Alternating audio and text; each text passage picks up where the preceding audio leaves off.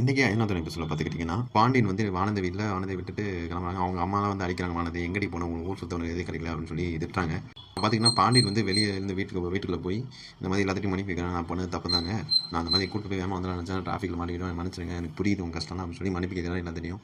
வானதி வந்து இந்த மாதிரி அவன் எதுவும் பண்ணல. நான் தான் வந்து வண்டியில ஏறிக்கிட்டேன். பாண்டி சொல்லிச்சு நான் தான் ஏறிக்கிட்டேன் அப்படின்னு சொல்லும்போது, அப்புறம் எல்லாத்துட்டையும் பேசி முடிச்சுட்டு தான் வெளிய போறாரு பாண்டியன். அப்புறம் அங்க வீட்ல போய் பார்த்தீங்கன்னா, வீட்ல சேரன், நிலா, சோழன் பலலாம் இருக்காங்க. அப்புறம் உள்ள வந்து நடேசன் வந்து ஃபர்ஸ்ட் திட்டுறாரு. அதுக்கப்புறம் பார்த்துக்கிட்டிங்கன்னா, சோழன் வந்து என்னடா நல்லா ரைடா அப்படின்னு சொல்லி அவன் வந்து சும்மா ஃபன் பண்ணிட்டு இருக்கான் சோழன். அப்புறம் வந்து சேரன் வந்து கேட்குறான், என்னடா நான் பண்ணது தப்பு தானே, அதெல்லாம் பண்ணக்கூடாதுல, அந்த பொண்ணு தான் ஏதோ சொல்லுதுல, நீ கூட்டு போயிருப்பியா, நீ தான் எடுத்து புரிய வைக்கணும் அப்படின்னு சொல்லி இது பண்ணிட்டு, நல்லா சாரிடே அப்படின்னு சொல்லிட்டு அப்போ தான் வந்து இதோட முடிக்கிறாங்க இந்த பிரச்சனையை.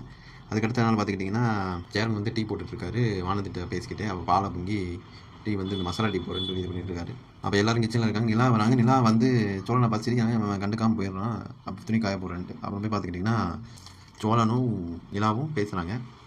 நிலா கேட்குறாங்க, என்ன பிரச்சனை உங்களுக்கு, ஏன் வந்து இப்படி பண்ணுறீங்க, கொஞ்ச நாளாக இப்போ அவன் சோழன் வந்து சொல்கிறான், ஓ நீங்கள் இதெல்லாம் யோசிப்பீங்க, நான் பேசாமல் இதெல்லாம் கேட்பீங்களா அப்படின்னு சொல்லி திரும்பி சொன்னதை சொல்லிட்டே இருக்கான். நிலா வந்து கேட்குறாங்க, ஏன் ராகவனால உங்களுக்கு பிரச்சனை ஆகும்போது, ராகவன் ஆமாம் அவன் தான் எனக்கு பிரச்சனை, அவன் தான் எல்லாத்துக்கும் காரணம், அது வந்து வேணாம் விடுங்க அப்படின்னு சொல்லி திரும்பி தவிர்த்துக்கிட்டே இருக்கான். அப்புறம் என்னன்னு சொல்லி நிலா வந்து வற்புறுத்தி கேட்கும்போது சோழன் சொல்கிறான், அவன் உங்களை என் ஆளுங்கிறாங்க.